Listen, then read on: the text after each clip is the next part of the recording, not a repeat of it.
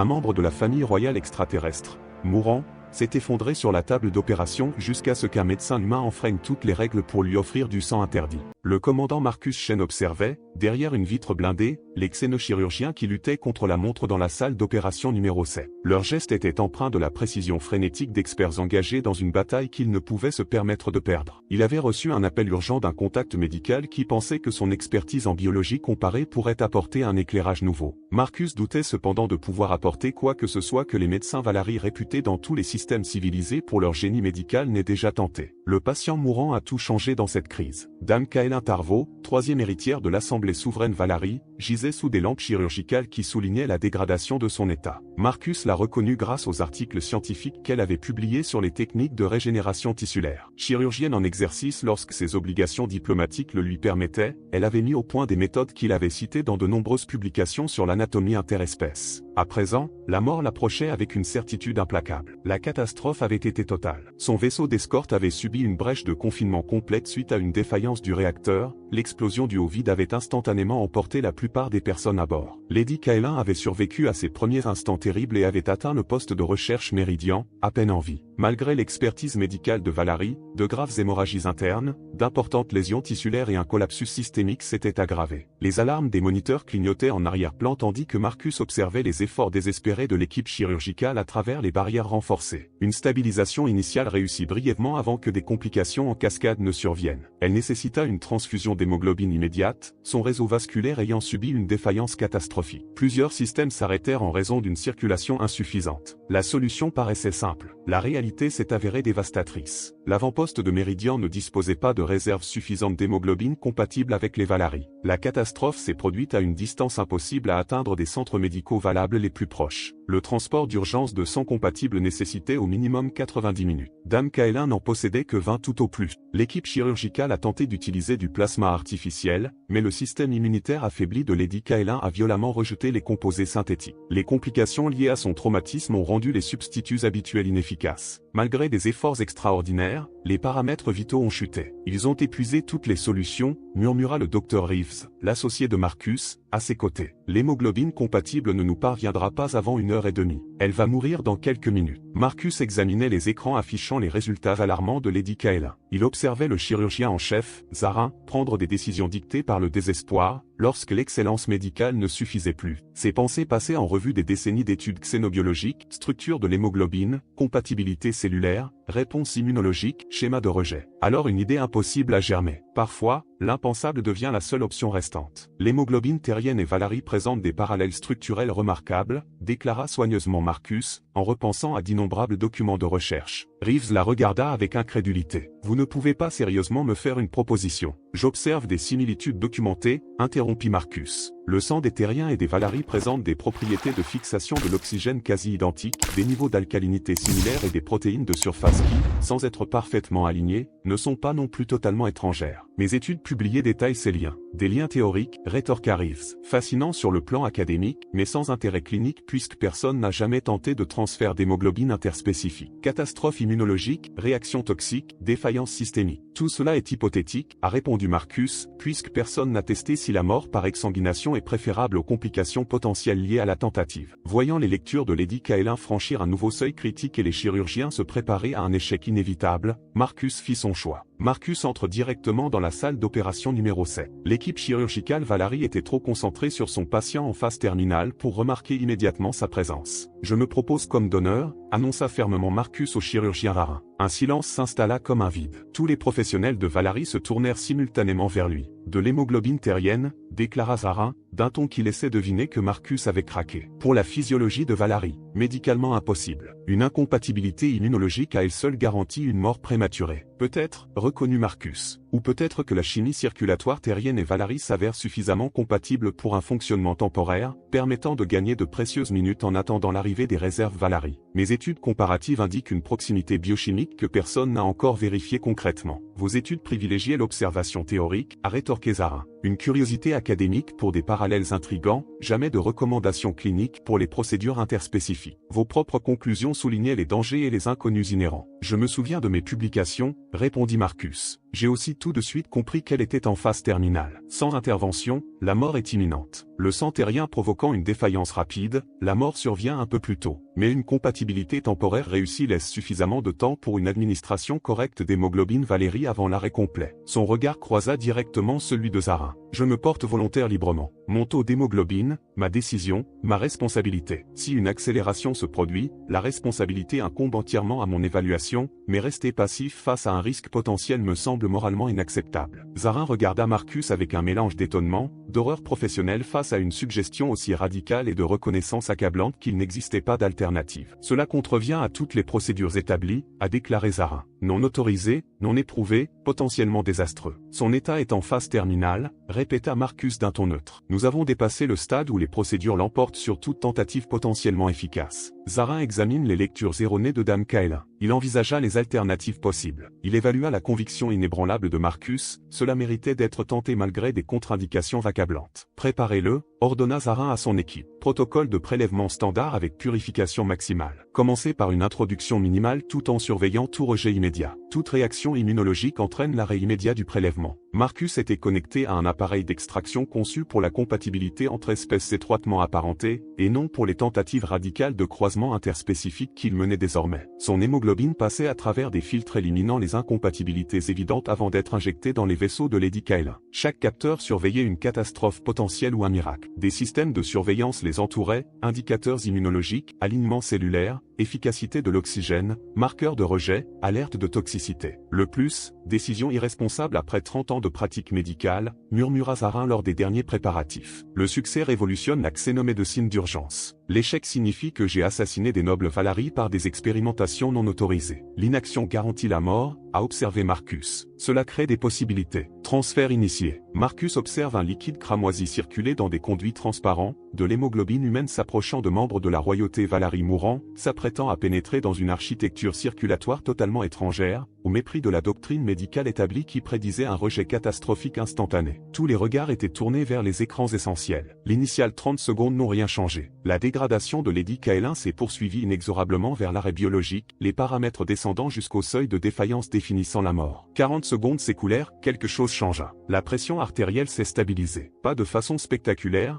juste une légère interruption de la baisse inexorable qui dominait les minutes précédentes. Les mesures d'oxygène ont montré une légère amélioration, le premier mouvement positif depuis les défaillances synthétiques. 90 secondes s'écoulèrent, les changements devinrent indéniables. L'impossible se produisait sous leurs yeux. Les mesures de Lady Kaelin ne se stabilisaient pas seulement, elles s'amélioraient. La pression remontait vers des valeurs stables. La saturation augmentait à mesure que les tissus bénéficiaient d'une perfusion accrue. Les indicateurs cellulaires suggéraient que les organes réagissaient à la reprise de la circulation. Un rythme cardiaque régulier est revenu sur les moniteurs. Zarin, lors du suivi des réponses immunologiques, l'incompréhension était totale. Aucune réaction de rejet. Aucun indicateur de toxicité. Ces défenses acceptent l'hémoglobine humaine comme si elle était compatible. Un silence absolu régnait dans la salle. Tous les présents comprenaient qu'il assistait à un événement que la médecine déclarait impossible. De l'hémoglobine humaine soutenant des nobles valariens mourants, fonctionnant aussi bien, voire mieux, que des hémoglobines synthétiques défaillantes. Créant le temps, séparant l'existence de l'extinction. La pigmentation revint peu à peu aux traits de Lady Kaelin, une amélioration subtile mais perceptible par rapport à la pâleur cadavérique qui annonçait sa mort imminente. Sa respiration, auparavant irrégulière et superficielle, se stabilisa et retrouva un rythme régulier. Marcus sentit son essence se détacher, emprunter des conduits et pénétrer dans un corps dont la biologie s'avérait suffisamment compatible pour permettre sa survie. Le transfert l'intervention s'est poursuivi pendant 12 minutes avant que Zarin ne l'interrompe. Volume suffisant atteint. Son état est suffisamment stable pour permettre le maintien des fonctions vitales jusqu'à l'arrivée de l'hémoglobine de Valarii. Débranchez le donneur et surveillez les deux patients. Marcus fut débranché des systèmes d'extraction et immédiatement réhydraté, tandis que le personnel surveillait son état après une importante perte de sang. Lady Kaelin demeurait dans un état critique mais stable, non guéri, toujours en danger, mais respirant encore alors que la mort l'aurait emporté sans intervention humaine. L'hémoglobine Valarii appropriée arriva 47 minutes plus tard, en provenance de l'hôpital le plus proche. Les médecins entreprirent une substitution délicate, rétablissant progressivement l'équilibre du système de Lady Kaelin tout en préservant la stabilité instaurée par la contribution de Marcus. Grâce à des procédures de remplacement, Dame Kaelin a maintenu sa stabilité. L'hémoglobine humaine a répondu exactement aux prédictions de Marcus, à temps pour une intervention appropriée. À temps pour une stabilisation suffisante pour la médecine conventionnelle de Valarii. Quelques heures plus tard, Lady Kaelin étant suffisamment rétablie pour que les équipes médicales puissent analyser les événements l'événement, le chirurgien en chef Zarin a localisé Marcus en observation,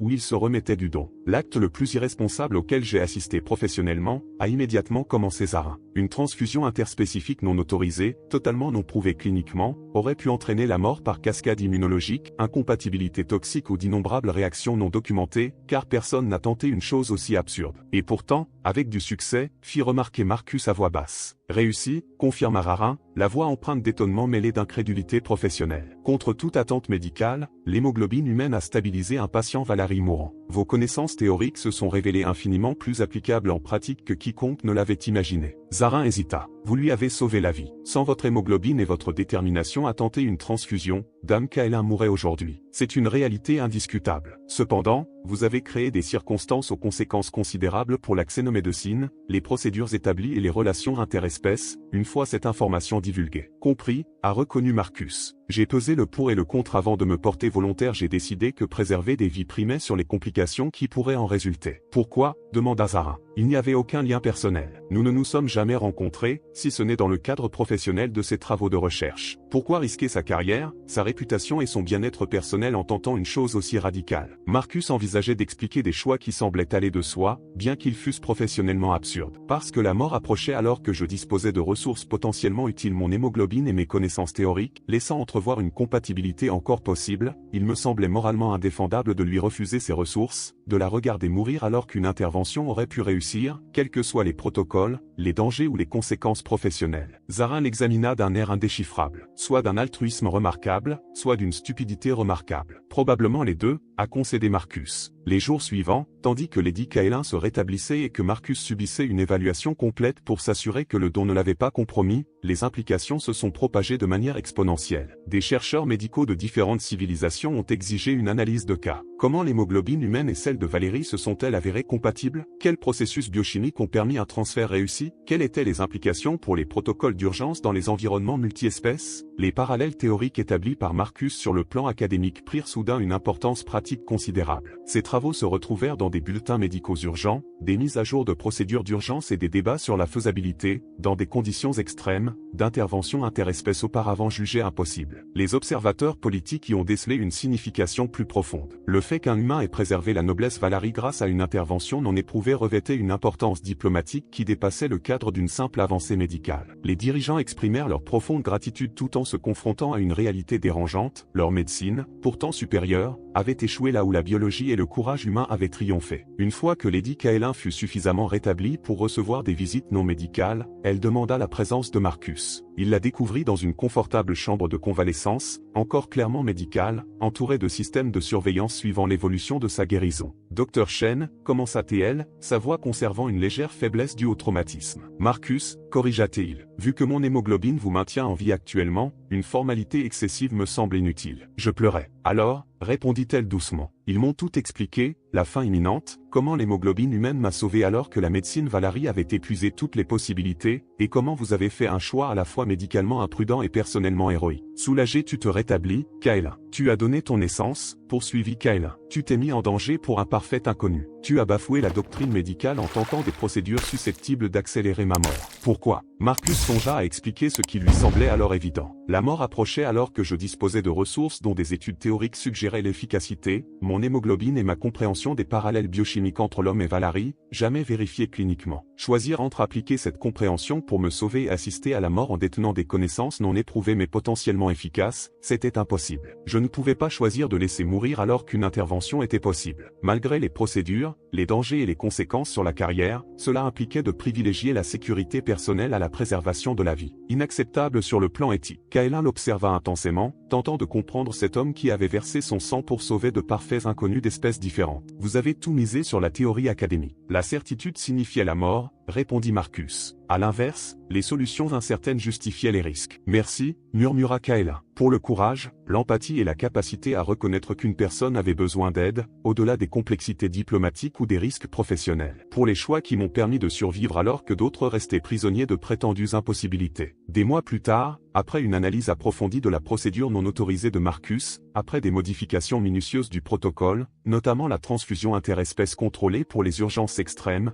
et après que la collaboration coopération médicale entre humains et Valarie se soit considérablement renforcée grâce aux découvertes liées au cas de Kaelin, Marcus repensa à ce moment. Il avait donné son sang sans aucune garantie de succès. Il avait bravé toutes les recommandations en tentant des procédures totalement inédites. Il avait mis en jeu sa carrière et sa réputation, risquant de nuire aux patients qu'il cherchait à aider. Pourtant, le succès a tout changé. Bien plus que la simple préservation de la vie, il s'agit de révéler des possibilités médicales totalement inédites. Parfois, l'empathie unit les espèces. Parfois, un simple acte de sacrifice transforme la médecine, la diplomatie et le destin en un instant. Parfois, des avancées cruciales émergent parce que quelqu'un privilégie la préservation de la vie à la réglementation, déclarant la préservation impossible. L'écran est transformé. Connaissance élargie. Lady Kaelin Tarvaux a vécu parce qu'un être humain a examiné des études théoriques et a déterminé que les théories méritaient d'être mises à l'épreuve lorsque les alternatives signifiaient assister à des morts évitables. Que risqueriez-vous pour un étranger?